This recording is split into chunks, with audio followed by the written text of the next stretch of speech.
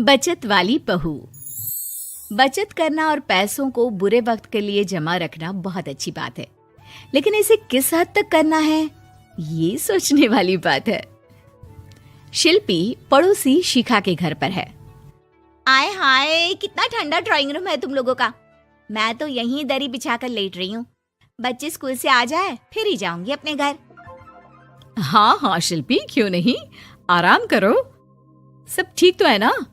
तुम लोगों के घर का एसी नहीं चल रहा है क्या? अरे नहीं चल रहा है, बस घर में अकेले मन नहीं लगता। बच्चे नहीं है ना, और ये तो गए हैं ऑफिस।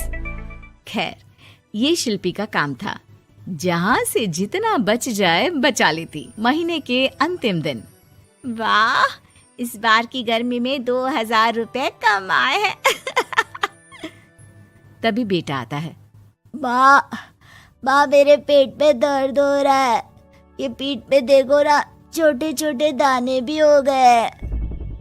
अरे, इसे लेकर तुरंत डॉक्टर के पास चलो। ये क्या हो रहा है? घमौरी क्यों हो रही है? और पेट में दर्द भी तो सही बात नहीं है।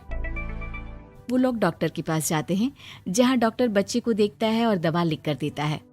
देखिए, इसे गर्मी से बचाइए।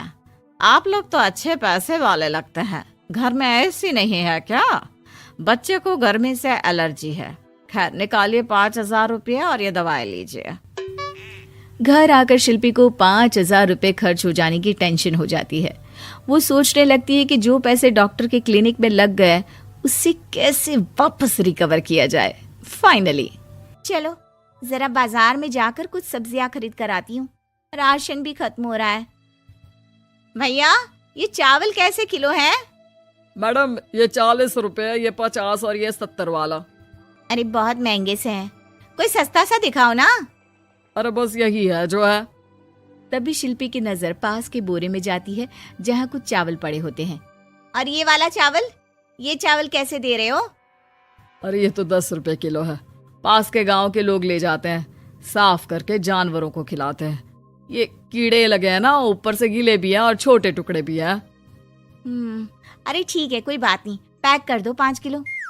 दुकानदार करता भी क्या, लाख समझाने पर भी जब शिल्पी नहीं मानी तो उसने वही चावल पैक कर दिया। ओहो, चावल तो सच्ची बहुत खराब है, लेकिन कोई बात नहीं, मैं इनको ठीक कर देती हूँ। शाम को पति घर आता है। अरे ये कैसे चावल है यार, गले के नीचे ही नहीं उतर रहा है, और पता नहीं क्यों खट्टे भी लग रहे हैं। वो ना चावल थोड़े सस्ते वाले हैं, वैसे सबने खाया, किसी ने कुछ नहीं कहा। आपको ही पता नहीं सब क्यों खराब लगता है। पति कुछ नहीं कहता, वो भी खा पीकर सो जाता है। लेकिन अचानक, हे भगवान, पेट में दर्द हो रहा है। शिल्पी, क्या हो रहा है? मुझे डॉक्टर के पास जाना होगा। पति फिर उसी डॉक्टर के पास जा पहुंचता है। लगता है आप लोगों ने एसी चलाना शुरू नहीं किया। खैर, आइए टेस्ट करते हैं। फिलहाल तो 10,000 देकर आप भर्ती हो जाइए। पति अस्पताल में भर्ती हो जाता है और उसके सारे टेस्ट होते हैं। 3-4 दिन अस्पताल में रहने के बाद जब पति घर आता है तो वो शिल्पी पर जोर से चिल्लाता है। तुमने जो चावल खिलाए थे वो फंगस लगे हुए थे। तुम जानती हो, ऐसा चावल तो जानवरों को भी खाने के लिए नहीं देना चाहिए। अरे कैसी बात कर रहे हो, वो तो जानवरों के लिए ही थे। 10 रुपए किलो। वाह शिल्पी वाह, 10 रुपए बचाने के चक्कर में 10,000 लगवा दिए। अरे डॉक्टरों को पैसा देने से अच्छा है कि खुद अच्छा खाओ। एक दिन शिल्पी सब्जी लेने जाती है। अरे ये टमाटर कैसे दिए? सब्जी वाला, जो कि शिल्पी को पहले से ही जानता था। अरे मैडम, आपका ही इंतजार कर रहे थे। ये लीजिए आपकी सब्जी, पूरी पैक करके रखे है। ये लीजिए आपकी सब्जी का थैला। अरे वाह, कितना दे दूं? अरे देख लीजिए, जो मन करे दे दीजिए। आप नहीं लेती तो मैं उस गाय भैंस को ही दे देता। शिल्पी पर्स से 20 रुपए निकाल कर दे देती है। खुशी खुशी घर आती है और फ्रिज में सारी सब्जियां रख देती है। पति रात को पानी लेने के लिए फ्रिज खोलता है। ओह छी, कितनी गंदी बदबू आ रही है। देखो तो कहाँ से आ रही है। वो जैसे ही सब्जियों का पैनल खोलता है और सब्जियां बाहर निकालता है। शिल्पी, ये कैसी सब्जी है? खराब हो रही है, लगता है काफी दिनों से पड़ी है। फेंको इसे। ओ भगवान, ये कैसे खराब हो सकती है? मैं तो आज ही लेकर आई हूँ। जरूर तुमने पैसे बचाने के लिए सस्ते दामों में खरीदी होगी, है ना?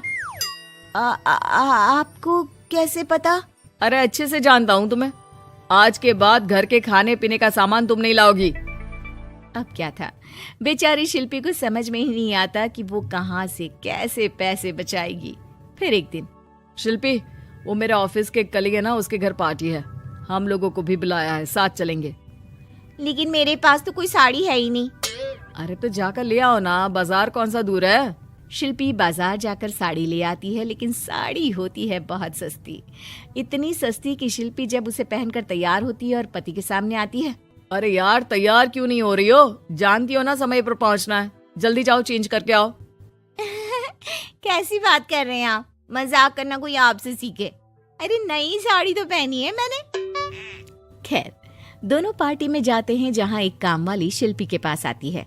मैडम, ये जो हाथ में झूठा ग्लास है ना, दे दो, बर्तन धोने के लिए ले जा रही हूँ।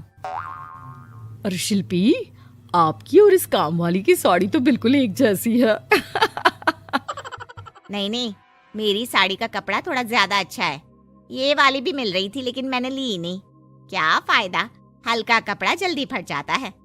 ये वाली तो कुछ ज्यादा ही सस्ती है। सभी काम वाली की बात सुनकर शिल्पी पर जोर जोर से हंसने लगते हैं।